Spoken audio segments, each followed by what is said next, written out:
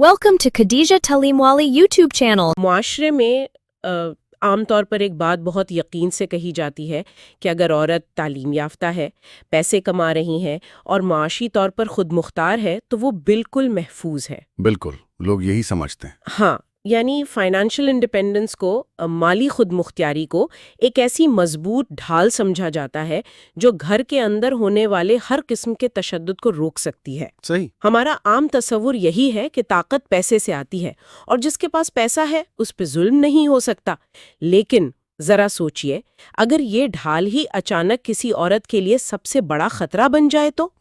اگر گھر سے باہر نکل کر جاب کرنا ہی اس پر ہونے والے تشدد کی اصل وجہ بن جائے۔ یہ واقعی ایک ایسا سوال ہے جو ہماری بنیادی سمجھ کو ہلا کر رکھ دیتا ہے۔ ہماری آج کی اس تحقیق میں یہی چھپا ہوا سچ سامنے آیا۔ یہ دراصل طاقت، انحصار اور مرد سالار معاشر کے اس پیچیدہ کھیل کا نتیجہ ہے جسے سمجھنا اوپر سے دیکھ کر ناممکن لگتا ہے۔ ٹھیک ہے، آئیں اسے تھوڑا کھول کر سمجھتے ہیں۔ ہم 2018 کی ایک انتہائی اہم تحقیقی رپورٹ کے حوالے سے بات کر رہے ہیں جو PLOS One جرنل میں شائع ہوئی۔ بالکل۔ یہ تحقیق گھانا کے سینٹرل ریجن کے 4 اضلاع میں کی گئی۔ یہاں 18 سے 49 سال کی 2000 خواتین کا انتہائی گہرائی سے ڈیٹا جمع کیا گیا۔ اور یہ کوئی چھوٹا سیمپل نہیں ہے۔ نہیں، بالکل نہیں، لیکن سننے والوں کے لیے ہمارا بنیادی مقصد صرف اعداد و شمار کی کوئی لمبی فہرست پڑھنا نہیں ہے۔ صحیح بات ہے۔ ہم انٹیمیٹ پارٹنر وائلنس یعنی IPV، جسے عام زبان میں شریک حیات کی جانب سے تشدد کہا جاتا ہے، کہ ان پوشیدہ عوامل کو سامنے لانا چاہتے ہیں جو کسی بھی رشتے میں طاقت کے توازن کو اچانک بگاڑ دیتے ہیں۔ یہاں جو بات سب سے دلچسپ ہے وہ یہ کہ یہ تحقیق نہ صرف نتیجے پر بات کرتی ہے بلکہ کیوں کا جواب بھی دیتی ہے، ان اسباب کی جڑوں تک جاتی ہے جو سوسائٹی کے اندر ٹھیک سے دکھائی نہیں دیتے۔ یہ سٹڈی ہمیں مجبور کرتی ہے کہ ہم اپنے آس پاس موجود رشتوں کے ان پہلوؤں کو دیکھیں جن پر عام طور پر پردہ ڈالا جاتا ہے۔ تو اس سے پہلے کہ ہم اس حیران کن تضاد کی طرف آئیں جہاں روزگار آزادی کے بجائے سزا بن جاتا ہے، اس مسئلے کے پیمانے کو سمجھنا بہت ضروری ہے۔ صحیح۔ جب عام طور پر تشدد کی بات کی جاتی ہے تو ذہن میں وہی مار پیٹ، تھپڑ، دھکا دینے یا جسمانی نشانات کے خیالات آتے ہیں، لیکن اس رپورٹ نے جو حقیقت دکھائی ہے وہ ان نشانات سے بہت آگے کی چیز ہے۔ بالکل۔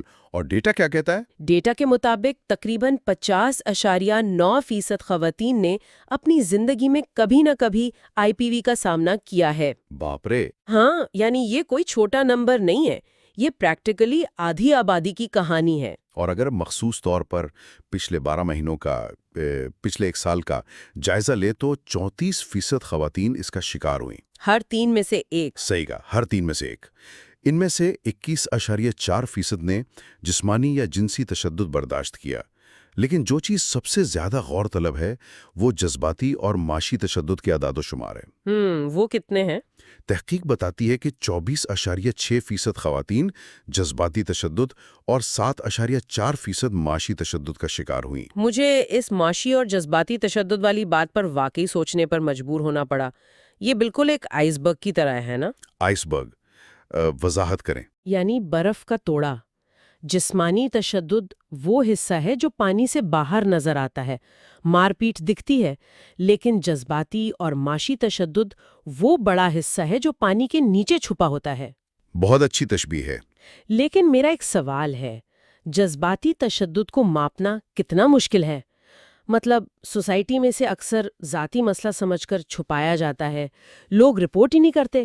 بالکل، لوگ سوچتے ہیں کہ یہ میاں بیوی کا آپسی معاملہ ہے، اور ریسرچرز کے لیے اسے ماپنا اس لیے مشکل ہوتا ہے کیونکہ اگر آپ کسی سے سیدھا پوچھیں کہ کیا آپ پر جذباتی تشدد ہوتا ہے تو وہ شاید انکار کر دے۔ تو پھر انہوں نے ماپنا کیسے؟ انہوں نے مخصوص رویوں یعنی کنٹرولنگ بیہیویئرز پر سوالات کیے، جیسے کیا آپ کا پارٹنر آپ کو دوستوں سے ملنے سے روکتا ہے؟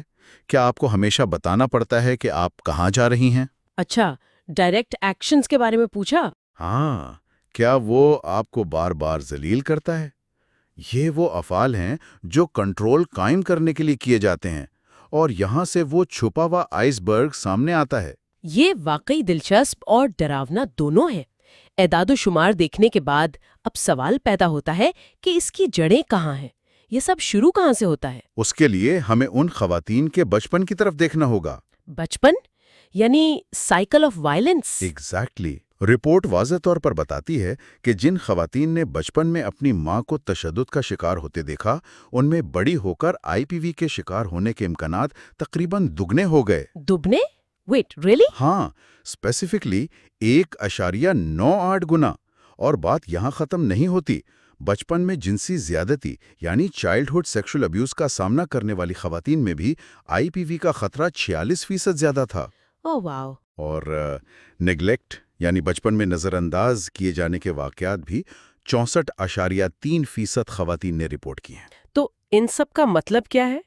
کیا بچپن میں تشدد دیکھنے سے انسانی دماغ اسے ایک نارمل چیز سمجھنے لگتا ہے؟ آپ نے بالکل صحیح پوائنٹ پکڑا ہے۔ کیا ہم انجانے میں اپنے بچوں کو تشدد برداشت کرنا سکھا رہے ہیں؟ اگر ہم اسے بڑی تصویر سے جوڑ کر دیکھیں تو بچپن کا ٹراما انسان کی نارمل کی تعریف کو بدل دیتا ہے۔ نارمل کی تعریف بدل جاتی ہے؟ ہاں، جب ایک بچی روزانہ اپنے گھر میں مار پیٹ دیکھتی ہے تو اس کا ذہن اسے ایک روٹین سمجھ لیتا ہے۔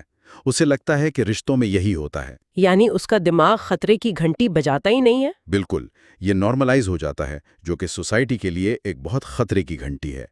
وہ اس ماحول سے نکلنے کے بجائے اس میں سروائیو کرنا سیکھ لیتی ہے۔ یہ تو بہت ہی ڈسٹربنگ ریالٹی ہے۔ اگر بچپن کا اثر اتنا گہرا ہے تو کیا بڑے ہو کر حاصل کی گئی تعلیم یا روزگار اس خطرے کو کم کر سکتا ہے؟ یہ بہت لاجیکل سوال ہے۔ میں سوچ رہی تھی کہ تعلیم تو ضرور فرق ڈالتی ہوگی۔ بالکل۔ رپورٹ کے مطابق سینئر ہائی اسکول یا اس سے زیادہ کی تعلیم IPV کے خطرے کو 49% تک کم کرتی ہے۔ 49%؟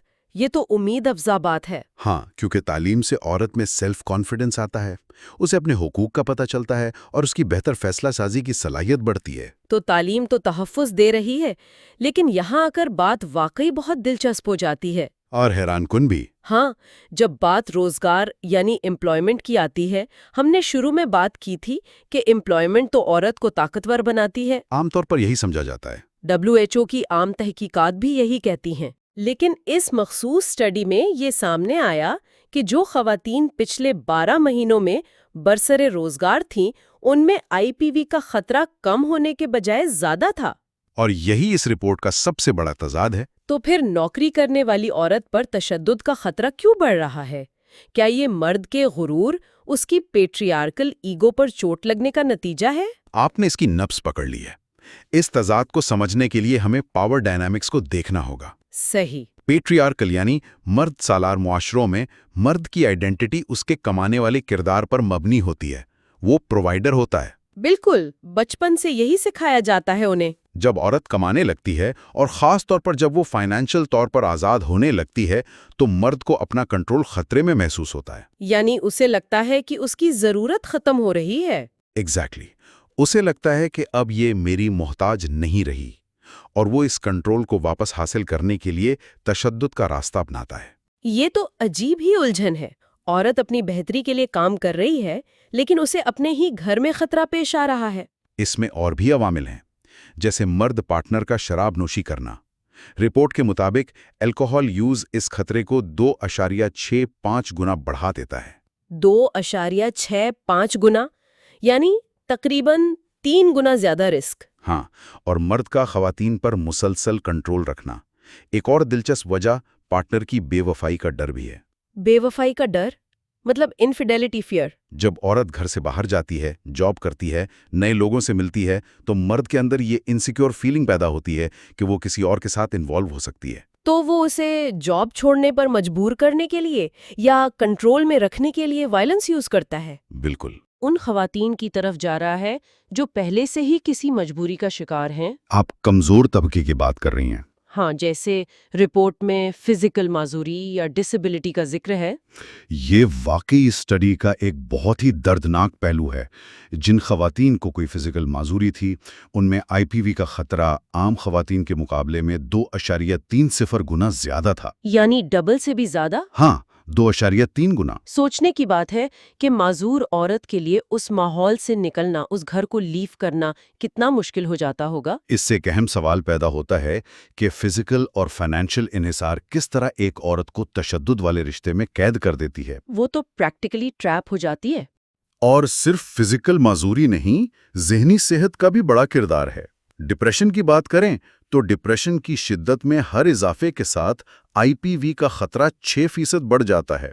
6% हर यूनिट इंक्रीज पर। हाँ, और ये एक टू वे स्ट्रीट है। टू वे स्ट्रीट से आपका मतलब है कि तशद्दुद से डिप्रेशन होता है और डिप्रेशन की वजह से औरत मजीद तशद्दुद का निशाना बनती है। बिल्कुल, तशद्दुद सेहत को तबाह करता है, औरत डिप्रेस हो जाती है, और डिप्रेस्ड औरत में अपने दिफा की ताकत खत्म हो जाती है, जिसके नतीजे में अब्यूज़र उसे आसानी से टारगेट करता है। ये तो ऐसी साइकिल है जिसे तोड़ना नामुमकिन सा लगता है। लेकिन मैं यहाँ एक ऐसी फाइंडिंग पर आना चाहती हूँ जिसने मुझे सबसे ज्यादा हैरान किया। कौन सी वाली? खुराक का बुरहान, यानी फूड इनसिक्योरिटी। आमतौर पर हम सोचते हैं कि गुर्बत और भूख की वजह से घर में टेंशन बढ़ती है और तशद्दुद होता है। हाँ, हम तहकीकात तो यही कहती हैं। लेकिन इस स्टडी का नतीजा तो बिल्कुल उलट था। रिपोर्ट कहती है कि मॉडरेट फूड इनसिक्योरिटी वाली खवातीन में IPV का खतरा कम देखा गया।